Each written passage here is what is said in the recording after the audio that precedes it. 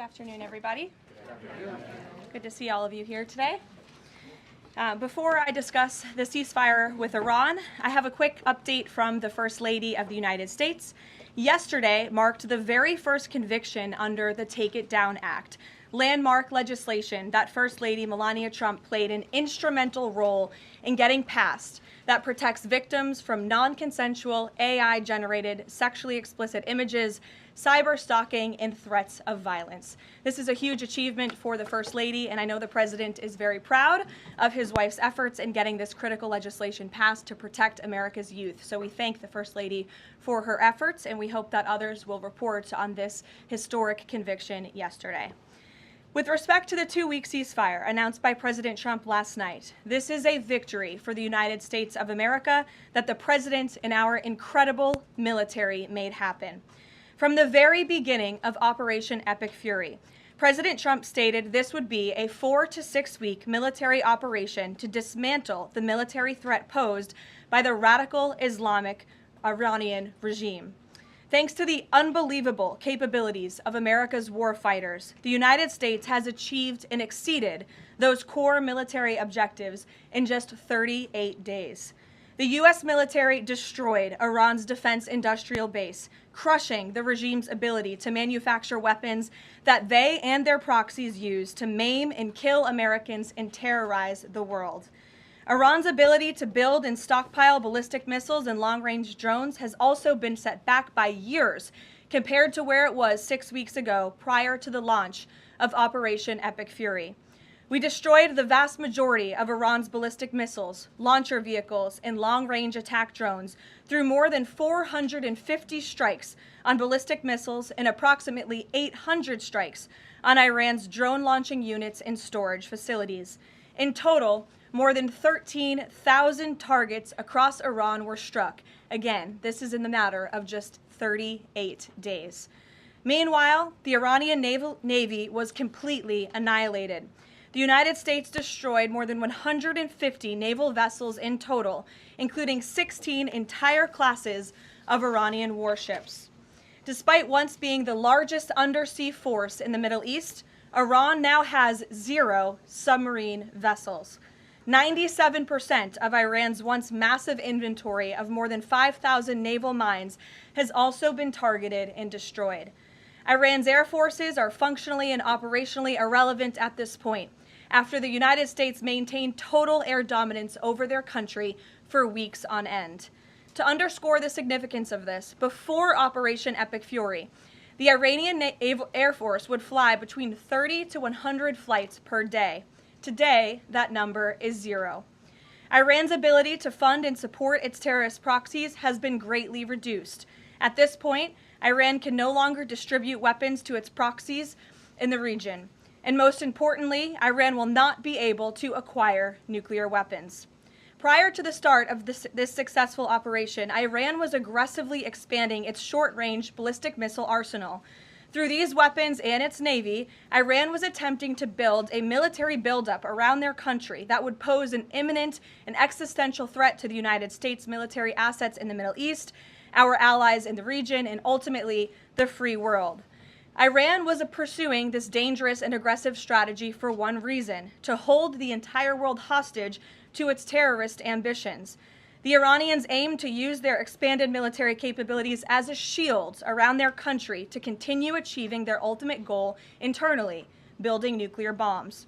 But their murderous and evil plans have been blown up, quite literally and figuratively, along with their military, their nuclear program, and most of their senior leadership, including the former Supreme Leader Ayatollah Ali Khamenei. Their command and control structures were also massively disrupted after being struck more than 2,000 times.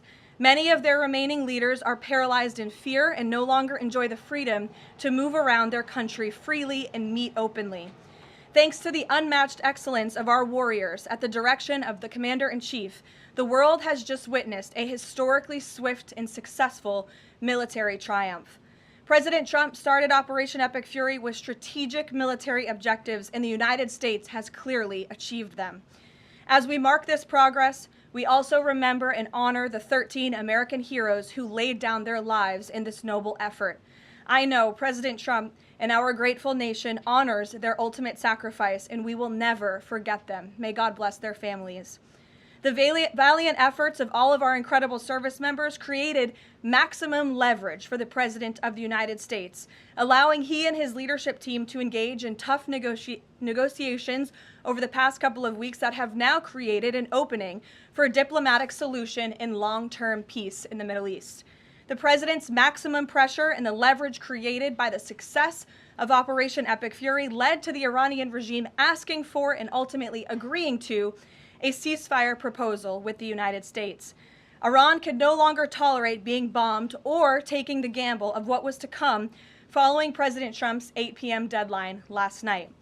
Iran has agreed to open the Strait of Hormuz, and as the President said, we have received a proposal from the Iranians that has been determined to be a workable basis on which to negotiate. I've seen a lot of inaccurate coverage today from the media about these negotiations and these plans already. So let me be clear and correct the record. The Iranians originally put forward a 10-point plan that was fundamentally unserious, unacceptable, and completely discarded. It was literally thrown in the garbage by President Trump and his negotiating team. Many outlets in this room have falsely reported on that plan as being acceptable to the United States, and that is false. With the President's deadline fast approaching and the United States military completely decimating Iran with each passing hour, the regime acknowledged reality to the negotiating team. They put forward a more reasonable and entirely different and condensed plan to the President and his team. President Trump and the team determined the new modified plan was a workable basis on which to negotiate and to align it with our own 15-point proposal. The President's red lines, namely the end of Iranian enrichment in Iran, have not changed. And the idea that President Trump would ever accept an Iranian wish list as a deal is completely absurd. The President will only make a deal that serves in the best interests of the United States of America, and he as a negotiating team will focus on this effort over the next 2 weeks, so long as the Strait of Hormuz remains open with no limitations or delays.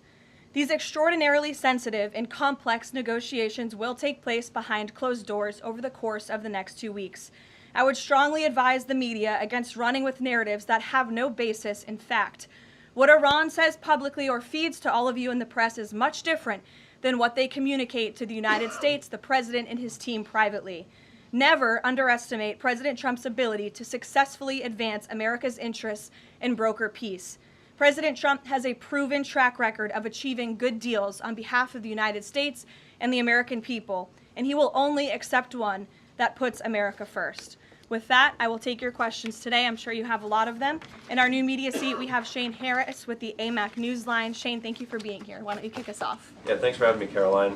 2 questions for you. First, following the President's announcement of the ceasefire, if this is indeed the end of hostilities in Iran, what is the President's message to the American people about what was achieved for our country through Operation Epic Fury? Sure. I think I just laid out a significant portion of that in my opening remarks. 6 weeks ago, the President looked the American people in the eye directly, and he told them that he launched this operation to take out the imminent threat that was posed by Iran. And that threat has now been greatly destroyed. Their Navy, their missiles, their defense industrial base, and their desire and their plan to build a nuclear bomb inside their country is no longer going to be allowed, can no longer happen, thanks to the remarkable success of Operation Epic Fury over the course of the last 38 days. That has been absolutely achieved, and now we're moving into the next phase of this, which is a negotiating period to put some fine points on this and to hopefully broker an agreement that can achieve long-term peace in the Middle East. Yeah, and then second, what is the President's message to American seniors who have a much higher voter participation rate and they're likely to be a key swing vote in the midterm elections?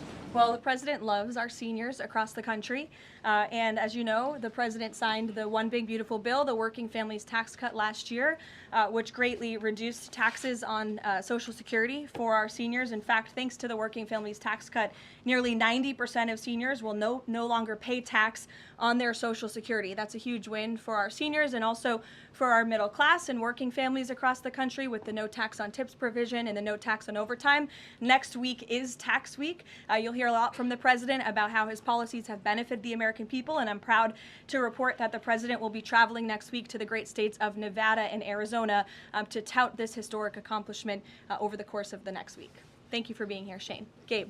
Thank you. Caroline, Iranian state media is saying that Iran has now closed off the Strait of Hormuz today in response to Israeli attacks on Lebanon. What's the White House response to that? And you just listed many military successes, I understand that, but strategically, how is the administration arguing that Iran does not have more economic leverage than it did before the start of the war? Sure. Well, with respect to the first reporting out of Iranian state media, the president was made aware of those reports before I came to the podium.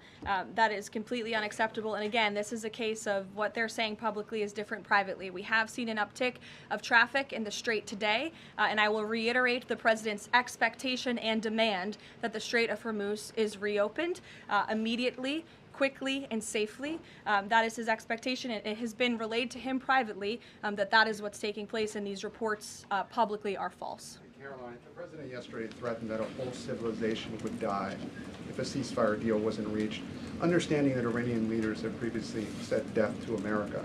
But why is it appropriate for the president of the United States to use that kind of language when talking about civilian targets? And was the president mocking Islam by signing off his True Social post over the weekend, praise be to Allah? Wouldn't that antagonize Muslim allies across the world?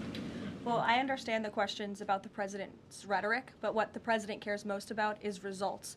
And in fact, his very tough rhetoric and his tough negotiating style is what has led to the result that you are all witnessing today. Iran publicly acknowledging last night that they have agreed or that they wanted this ceasefire with the United States because they no longer could tolerate being bombed by our very powerful and lethal military, and that they have committed to the reopening of the Strait of Hormuz, which the president will hold them accountable for, and it's something the administration is closely monitoring in real time.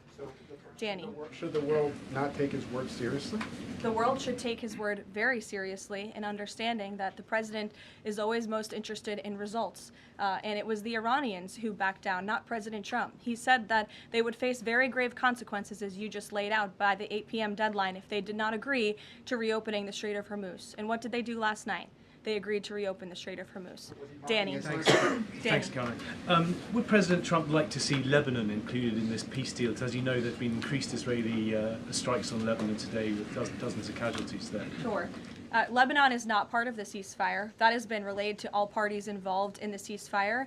As you know, Prime Minister Netanyahu put out a statement last night in support of the ceasefire, in support of the United States' efforts, and he's also assured the president they'll continue to be a helpful partner throughout the course of the next 2 weeks.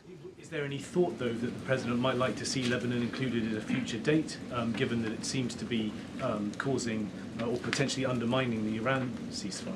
Again, this will continue to be discussed, I am sure, between the President and Prime Minister Netanyahu, the United States and Israel, and all of the parties involved. But at this point in time, they're not included in the ceasefire deal. Jeff. Thank you. Caroline, will the U.S. take part in talks with Iran in Islamabad on Friday? I can announce that the president is dispatching his negotiating team, led by the Vice President of the United States, J.D. Vance, Special Envoy Witkoff, and Mr. Kushner to Islamabad for talks this weekend. The first round of those talks will take place on Saturday morning local time, and we look forward to those in-person meetings. Now, what role does the president see for the U.S. in monitoring or helping with the Strait of Hormuz going forward? I think the president commented on that this morning. We're going to continue to monitor it very, very closely. We will be helpful in any way that we can, but we fully expect Iran to do this, and the president has made that quite clear as well. It's, again, as his statement said last night, this ceasefire is subject to the safe reopening of the Strait of Hormuz. Again, this was just determined last night. We understand things take time, but that's the president's expectation, and he will hold everyone to it. Sure, in the green blazer. Thank you, Caroline. Sure, and then in front of you. But Andrew, you can go ahead. All right. You're not wearing a green blazer. You can... I am actually wearing a green blazer. It's a little brown to me, but go ahead. Fair enough. Regarding the president's rhetoric, when the U.S. invaded Iraq in 2003, George W. Bush said in a message to the Iraqi people that the military campaign was directed, quote, against the lawless men who rule your country and not against you. Yesterday, the president threatened to destroy Iran's civilization, the entire civilization. Not the Iranian government, but the Iranian civilization, the Iranian people. The U.S. has been a moral leader for most of its history by fighting wars against other governments, not against civilizations. How can the president claim that America can ever have the moral high ground if he's threatening to destroy civilizations and not casting wars as fights against other governments? Andrew, I think you should take a look at the actions of this president over the course of the past 6 weeks and the actions of our brave men and women in our United States military who have taken out essentially taken out the military of a rogue Islamic regime that has chanted death to America for 47 years, that has killed and maimed thousands of American soldiers over the course of the last 5 decades. The president absolutely has the moral high ground over the Iranian terrorist regime, and for you to even suggest otherwise is frankly insulting. With all due respect, Caroline, Go ahead. with all due respect, Go ahead. there is... Just given what we've seen in Lebanon today and the increased attacks from Israel, I mean, is there any concern that Netanyahu is trying to kill the ceasefire? The president spoke with Prime Minister Netanyahu last night, and in that private conversation, Prime Minister Netanyahu relayed exactly what he said to the world publicly, that he supports the president, and Israel remains a key ally and partner to the United States. They've been a tremendous partner over the course of the past 6 weeks, and we thank them for their heroic efforts as well. The president had that conversation last night, and that was relayed to the world publicly as well. Reagan, go ahead. Thank you, Caroline. I have a question for you on Iran, and I have a question on the Dignity Act as well. On Iran, it's been reported that the ceasefire was struck after the involvement of 2 unlikely factors, J.D. Vance and China. What role did those parties play in striking a deal? Well, Vice President Vance has played a very significant and a key role in this since the very beginning. Of course, he's the president's right-hand man. He is the Vice President of the United States. He's been involved in all of these discussions, and as I just announced, he'll be leading this new phase of negotiations in Islamabad later this week. With respect to China, there were conversations that took place between top levels of our government and China's government. The president has great respect for President Xi and a great working relationship with him and with that country, and he looks forward to visiting China in just a few weeks. And on the Dignity Act, it's getting a fresh push through Congress. It would give some illegal immigrants in the country a path to citizenship. What's the White House's position on this legislation, and would the president sign it if it made it to his desk? Honestly, Reagan, I haven't spoken to the president about the legislation, but I will have that conversation and we'll get you our formal position on it as soon as we can. You're welcome. Go ahead. The president suggested in an interview this morning that he would support a joint U.S.-Iranian venture to charge tolls for ships going through the strait. Does the president believe that the U.S. should earn revenue from the Strait of Hormuz going forward?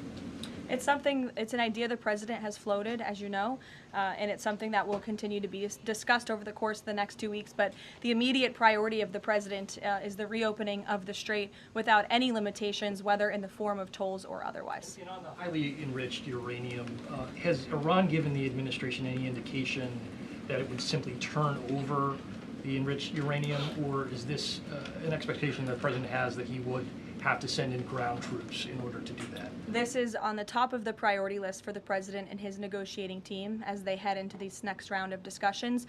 And as I said in my opener, that is a red line that the president is not going to back away from, and he's committed to ensuring that takes place. We hope it will be through diplomacy. Have they given any indication that they would turn it over? They have. They have. Yes. Trevor. The latest news out of Iran is that the air defenses have been activated in several cities, including Isfahan, and that explosions have been heard in Isfahan. Who is bombing Iran right now?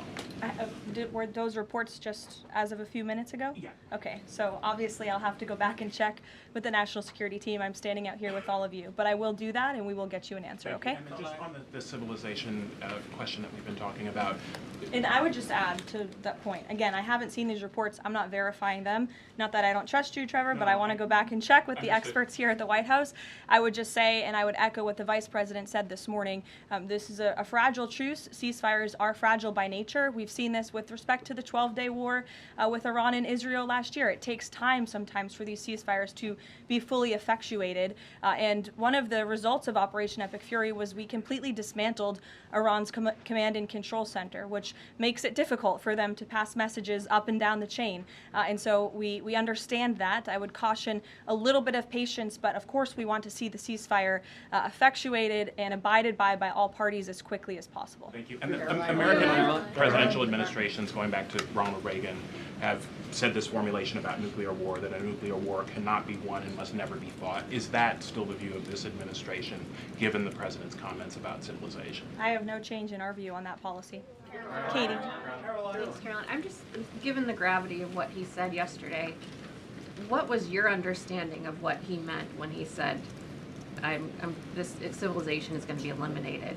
I think it was a very, very strong threat from the President of the United States that led the Iranian regime to cave to their knees and ask for a ceasefire and agree to reopening the Strait of Hormuz. So it was a very strong threat that led to results. And as the Secretary of War stated at the Pentagon this morning, it was not an empty threat by any means. The Pentagon had a target list that they were ready to hit go on at 8 p.m. last night if the Iranian regime had not agreed to open the strait, which they did, and I think that's something we should all be grateful for. The United States is a moral leader in the world, given that he I was asked this exact same question by your colleague Andrew in the back, and I think, again, the insinuation by anyone in this room that Iran somehow has the moral high ground over the United States of America is insulting, considering the atrocities that they have committed against our people and our military over the past 5 decades. John, go ahead. Thanks a lot, Caroline. 2 questions for you. One has to do with a statement, a joint statement put out this morning by some of America's European allies, our NATO allies. And in that joint statement, they said regarding the Strait of Hormuz, our governments will contribute to ensuring freedom of navigation in the Strait of Hormuz. What's the administration's reaction to that joint statement? Does that smooth things over when the president meets with NATO Secretary General a little bit later this afternoon? I have a direct quote from the President of the United States on NATO, and I will share it with all of you. They were tested and they failed. And I would add, it's quite sad that NATO turned their backs on the American people over the course of the last 6 weeks when it's the American people who have been funding their defense. As you know, President Trump will be meeting with Secretary Ruta in a couple of hours here at the White House, and I know he looks forward to having a very frank and candid conversation with him. And then secondly, in regards to this conflict, 38 days, as you pointed out, President Trump has said that there's been regime change. Has that regime change led to more freedoms for the Iranian people? I think that's a question that's being asked a little bit too early, John, and we hope that is the case, but it's something that has yet to be seen. Eamon.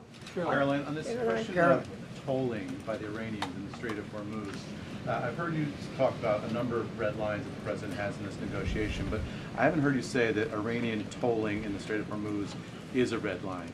Would it be acceptable to the United States at the end of all this if the Iranians are able to charge tolls in the Strait of Hormuz? I think the president was very clear and simplistic in his language last night in his Truth Social post, where he said that this ceasefire is subject to the free, safe, and immediate reopening of the Strait of Hormuz. That's very plain language, and it should be taken at face value. You mean free Carrie. charge? Carrie, go ahead. Without limitation, including tolls, yes. Carrie. A quick follow-up on the tolling. Why would the U.S. allow Iran to collect tolls in the Strait of Hormuz? That's not something that we've opposed for a number of years now. Again, that's not something we've said that we've definitively accepted. The joint venture is something that was proposed by the president, but he was very clear in his statement last night. He wants to see the strait reopened immediately without limitation, and that's something we're going to hold them to.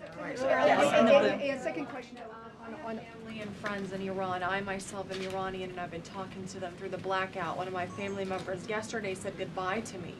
So what message should we be sending Iranians when they message me saying what should they be doing right now? How should they stay safe? Because they really don't know what to do.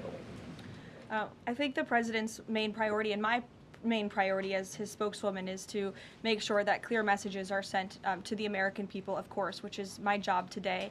With respect to the Iranian people, the president, has taken out the imminent threat that was posed by their military to the United States, to our allies in the region, to our forces in the region, and of course, as the president has long said, he hopes that Iran will be a country of peace, of prosperity, and we're moving into this next round of negotiations to hopefully come to an agreement with with this new regime that will create long-term stability in the Middle East. He has said that they should stay inside of their homes and also take back their country. So there's a contradiction there. So how do you address that? Again, we're moving into this next round of negotiations with the remnants of the regime and those that we are speaking with now to hopefully reach a place of peace long-term for the region, and that includes the Iranian people as well.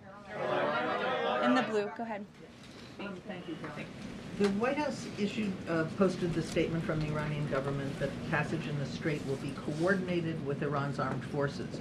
As of today, who controls the Strait of Hormuz? Again, these statements were put out 12 hours ago. We expect that the strait will be opened immediately. As I've said earlier, we have seen an uptick in traffic in the strait, and it's something that we are monitoring minute by minute, hour by hour as the days go on. Who controls the strait right now? Two questions. One on the deportations of Iranian officials, and then on the negotiations. Are there still security concerns about Vice President Vance being part of these peace talks, Steve Witkoff, Jared Kushner? And then two, given the ongoing deportation of General Soleimani's niece, does the Trump administration plan to deport more relatives or people in the families of Iranian officials that are in the U.S.?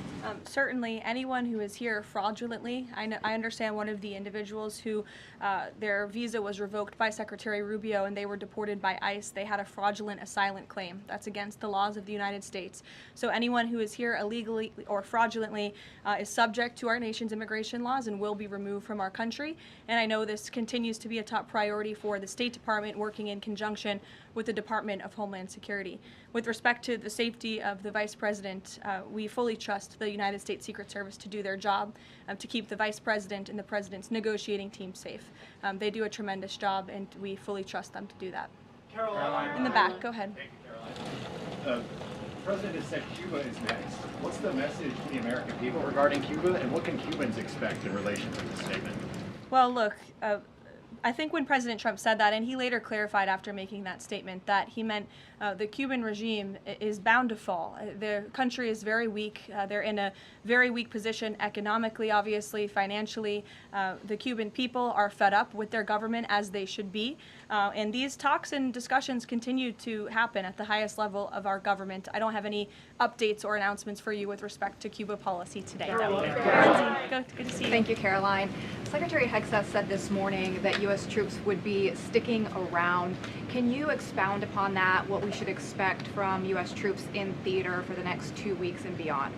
I would defer you to the Pentagon for any specifics on assets that have been in place in the Middle East, but take the Secretary at his word, and also the President has reiterated this as well in his own words, that we're not going to move anything immediately. Again, this is a 2-week ceasefire where we hope at the end, and we expect at the end, we'll have a good agreement between the United States and Iran, but in the meantime, we're going to ensure that our military is always at the ready of the Commander-in-Chief. I'll take a couple more in the back. Sure. Thank you. Thank you. On NATO, I'll take your question. Go Thank ahead. you, Caroline. On NATO, can you tell me, is the United States still considering withdrawing from NATO? Is that still a possibility? It's something the President has discussed, and I think it's something the President will be discussing in a couple of hours with Secretary General Ruta, and perhaps you'll hear directly from the President following that meeting later this afternoon. Thank you, everyone.